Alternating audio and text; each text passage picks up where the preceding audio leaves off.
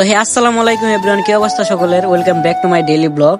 তো আজকে চলে যাব আমার মোবাইল স্ট্যান্ড কেনার জন্য, যেহেতু আমি টুকটাক ব্লগ বানাই, তো একটি মোবাইল স্ট্যান্ড দরকার। তো দোকানের সামনে চলে আসলাম, এই মোবাইল স্ট্যান্ডটি নিয়ে নিলাম। এটা ভালোই ছিল, আপনারা ভিডিও কোয়ালিটিটা দেখুন এটার। তো আমার বাজেট হিসেবে এই মোবাইল স্ট্যান্ডটি ঠিকই আছে, যেহেতু আমার বাজেট কম সেজন্য এটাই নিয়ে নিলাম। আর যখন এটা নিয়ে বাসায় আসতেছিলাম তখন দেখা পেয়ে গেলাম আর মামা নাকি বেতন পাইছে। তো বেতন পাইছে, এখন কট না দিলে কি হয়?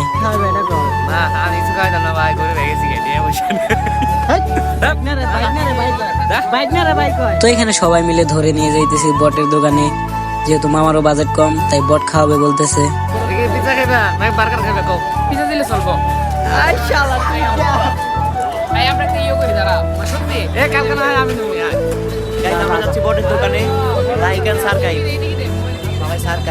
তো এখানে বটের দোকানের সামনে চলে আসলাম, এখন যাই বৈশা করি, যেহেতু মামা ট্রিট দিতেছে, একদম দইরা খাওয়া লাগবো।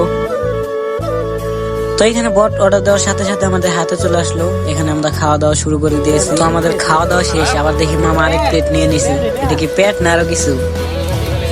তো মামা আমার কথা শুনে বলতেছে যে ওই কড়াই নাকি একলাই খাইতে পারবে, মানে কড়াইয়ের বট কড়াই না। তো বিলটি দিয়ে দিল মামা, একদম ধরে কট দিয়ে দিছি।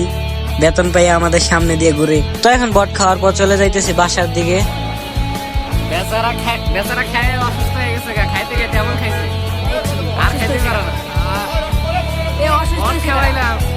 বেচারা হাফ প্লেট বট খেয়ে অবস্থা শেষ একদম, ওর নাকি পেট বিষ করতেছে। তো যখন বাসার সামনে চলে আসলাম, ওরা আমাকে ধরছে।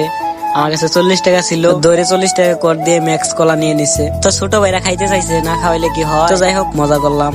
মামা কিন্তু বেতন পাই একদম চাঙ্গা, মানে নতুন পোশাক কিনে একদম শেষ।